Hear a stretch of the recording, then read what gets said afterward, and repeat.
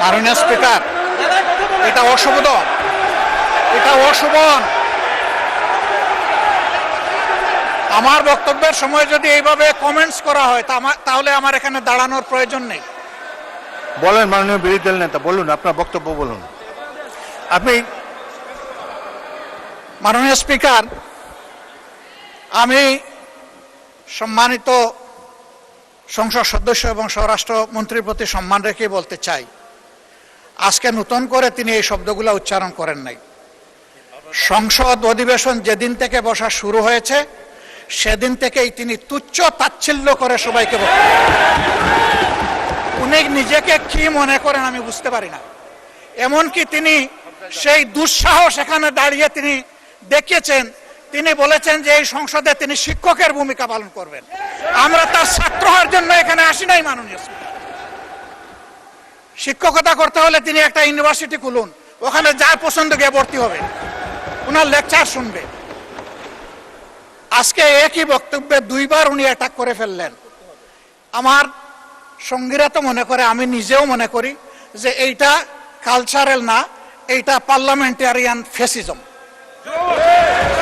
এটা হওয়া উচিত না। উনি এই পল্টন আজকে নতুন করে বলেন নাই, হিট দিয়ে কথা বলেন নাই। আজকে আমি সুস্পষ্টভাবে দায়িত্ব নিয়ে বলছি, এই পার্লামেন্টের সৌন্দর্য বিধানের জন্য উনাকে দুঃখ প্রকাশ করতে হবে এবং উনার বক্তব্য সংসদের এই কার্যপ্রণালী থেকে এক্সপান্স করতে হবে। যদি এইটুকু করে আমরা বসবো, না হইলে এখানে বসা অপমান নিয়ে আমাদের এখানে বসার কোনো প্রশ্নই উঠে না। আপনাকে ধন্যবাদ। মাননীয় সদস্যবৃন্দ, জাতীয় সংসদ জনগণের আশা আকাঙ্ক্ষা প্রতিফলন করার জন্য সবাই আমরা দায়িত্ব পালন করছি। সংসদ দেশের গর্ব, জনগণের প্রতিষ্ঠান, হাউস অব দি পিপল। এই প্রতিষ্ঠান পরিচালিত হয় কিছু আইন কানুন রীতি নীতি অনুসারে। বিশেষ করে রুলস অফ প্রসিডিওর যদি ফলো করা না হয় তাহলে সংসদ কার্যকর থাকে না। আমি গভীর দুঃখের সাথে লক্ষ্য করছি যে ক্রমেই কিছু কিছু সদস্যের মধ্যে আমি অসহিষ্ণুতা লক্ষ্য করছি। জাতীয় সংসদ 5 বছরের জন্য নির্বাচিত হয়েছে। এখানে প্রত্যেকেরই কথা বলার স্বাধীনতা আছে।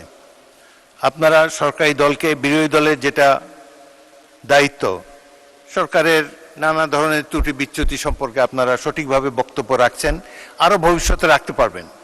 কিন্তু একজন মন্ত্রীকে তার বক্তব্য তো শেষ করতে দিতে হবে। একজন মন্ত্রী তার বক্তব্য শেষ করার পরে আবার আপনারা দাঁড়ালে আমি পয়েন্ট অফ অর্ডারও দিতে পারি, পরবর্তী প্রশ্নোত্তর পর্ব তো জারি রয়েছে। সুতরাং কথা বলার সুযোগ এবং স্বাধীনতা আপনাদের রয়েছে। কিন্তু আমি দেখলাম যে বিরোধী দলের নেতা দাঁড়ালো, পিছন থেকে বেশ কয়েকজন দাঁড়িয়ে, তাদেরকে বসানোই যায় না। সংসদে তো কথা বলার জায়গা, কথার মাধ্যমে, যুক্তির মাধ্যমে অপর পক্ষের বক্তব্যকে খণ্ডন করা যাবে। তো আজকে যে কথা মাননীয় বিরোধী দলের নেতা বলেছেন সেটি আমি পরীক্ষা করে দেখব। যদি অসংসদীয় কিছু থাকে তাহলে সেটাকে এক্সপান্স করা হবে, কিন্তু কথা বলার স্বাধীনতা হরণ করবেন না। আপনারা যে কজন আছেন তার 2 গুণ 3 গুণ এই পাশে আছে। সুতরাং শব্দ করে বিচারের বাণীকে স্তব্ধ করা যাবে না। আমাকে সংসদ পরিচালনা করতে দিন। আমি আমার জ্ঞান বুদ্ধিমতো নিরপেক্ষভাবেই সংসদ পরিচালনা করার চেষ্টা করছি এবং আপনাদের সকলের চেয়ে অনেক অনেক বছর, 40 বছর এই সংসদে আছি। অতীতের সংসদগুলোর অনেক খারাপ রেকর্ড আছে। এই সংসদে, বাংলাদেশের সংসদে স্পিকারকে হত্যা পর্যন্ত করা হয়েছে। সুতরাং অতীতের দিকে তাকিয়ে আমি তো মনে করি একটি ভালো সংসদ আমরা পেয়েছি, জনগণের সঠিক নির্বাচনের মাধ্যমেই পেয়েছি। আপনারা উভয় পক্ষকে আমি ধৈর্য ধারণ করার জন্য অনুরোধ জানাবো। এখন প্রশ্নোত্তর পর্ব শেষ হয়েছে। আসরে নামাজের জন্য কতক্ষণ আছে টাইম?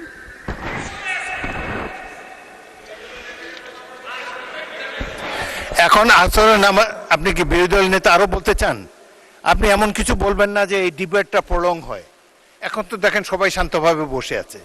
আমি তো বললাম যদি স্বরাষ্ট্রমন্ত্রী অসংসদীয় কিছু বলে থাকেন তাহলে এক্সপান্স করব।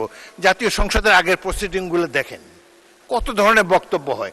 আমি আশা করব যুক্তি নির্ভর এবং অপর পক্ষের প্রতি সম্মান রেখে বক্তব্য সবাই রাখবেন। অসংসদীয় কোনো কিছু যদি বলে থাকেন সেটা আমরা দেখব, কিন্তু এই যে কথাই বলতে দেবেন না, এই অ্যাটিটিউড খুবই খারাপ। আপনারা যখন বলবেন, আমি এই পক্ষকে অনুরোধ করব চুপ করে বক্তব্য শোনার জন্যে।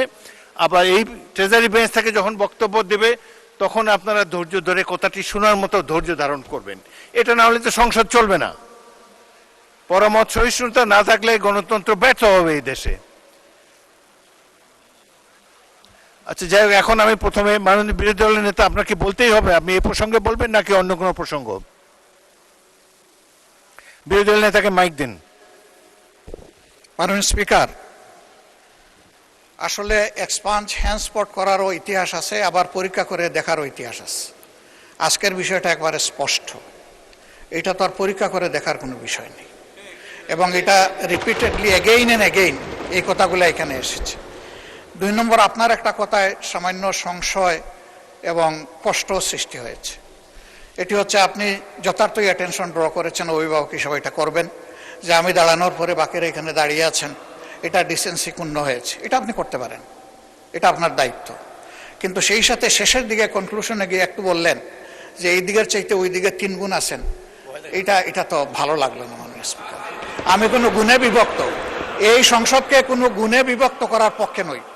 আমরা প্রথম দিক থেকে বলেছি ভালো কাজে আমরা সবাই এক হব, একসাথে কাজ করব, অন্যায় কিছু হলে আমরা প্রতিবাদ করব। আমরা সেই প্রতিবাদ করেছি। হয়তো এই প্রতিবাদ কারো পছন্দ হবে, কারো পছন্দ হবে না, সেটা ভিন্ন। কিন্তু আমি মনে করি যে এই ধারায় আমাদেরকে হ্যান্ডেল না করলে আমরা খুশি হব। ধন্যবাদ আপনাকে। ধন্যবাদ মাননীয় বিরোধী দলের নেতা। আমি কাউকে ছোট করার জন্য কোনো বক্তব্য রাখি নাই, কিন্তু দেখা যাচ্ছে যে আপনারা স্বরাষ্ট্রমন্ত্রীকে বক্তব্যই রাখতে দিলেন না। শাউট করে তার বক্তব্য যাতে না শোনা যায়, এই অ্যাটিটিউডটার আমি নিন্দা করি। এটি সঠিক অ্যাটিটিউড নয়। আপনারা যখন বলবেন তখন এই ট্রেজারি বেঞ্চকেও আমি বলবো আপনাদের কথা যাতে শুনে। আবার ট্রেজারি বেঞ্চ থেকে যখন বক্তব্য দেবে একসাথে 80 জন দাঁড়িয়ে যদি কথাই বলতে না দেন, এটা সংসদীয় প্র্যাকটিস নয়। সুতরাং আমি আপনাদের কাছ থেকে পরমত সহিষ্ণুতা এটাই কামনা করি। যাই হোক, প্রশ্নোত্তর পর্ব শেষ হলো। যারা মনির হক চৌধুরী, পয়েন্ট অফ অর্ডারে কি বলতে চেয়েছেন বলুন।